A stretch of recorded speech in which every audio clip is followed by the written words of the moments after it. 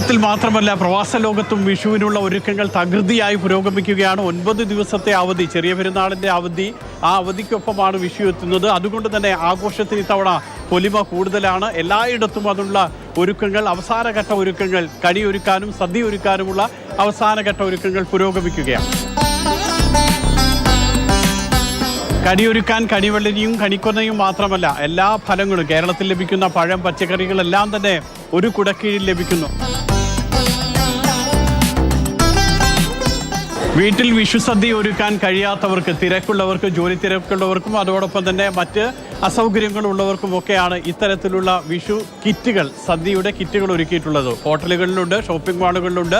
10ഉം 20ഉം ഐറ്റമാണ് ഒരു വിഷു കിറ്റിലുള്ളത്. വയറ് നിറച്ച് കുടുംബത്തിന് ഒരുമിച്ചിരുന്ന് ഉണ്ടാവുന്ന വിഷു കിറ്റ്.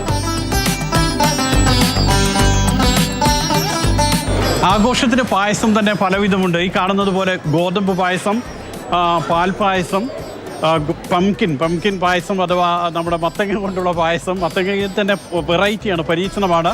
വെർമിസില്ലി, പഴം കൊണ്ടുള്ള പായസം, പല വിധത്തിലുള്ള പായസം വിഷു ആഘോഷത്തിന് സജ്ജമാണ്. ഇവിടെ എല്ലാ കാര്യങ്ങളും ഒന്നിച്ച് ഇവിടെ തന്നെ കിട്ടുന്നു. നമ്മൾ അവിടെയാകുമ്പോൾ പല കടകളിൽ കയറി ഇറങ്ങി സാമ്പാർ, പപ്പടം, ചോറ്, ഓരോരോ സാധനത്തിന് ഓരോരുത്തർ പോണ്ടി വരുമല്ലോ. ഇവിടെ മൊത്തമായിട്ട് എല്ലാം ഉണ്ടല്ലോ കിട്ടുന്നത്. കണിവെള്ളരിയും കണിക്കൊന്നയും മാത്രം പോരാ, കോടി കൂടി വേണം, അപ്പോഴേ വിഷു പൂർണ്ണമാകുകയുള്ളൂ. ഇതുപോലെ കുട്ടികൾക്ക്, മുതിർന്നവർക്ക്, ഏത് പ്രായത്തിലുള്ളവർക്ക് വേണമെങ്കിലും ആസ്വദിക്കാവുന്ന വിധത്തിൽ, അണിഞ്ഞൊരുങ്ങാവുന്ന വിധത്തിലാണ് വിഷുക്കോടി തയ്യാറാക്കിയിട്ടുള്ളത്.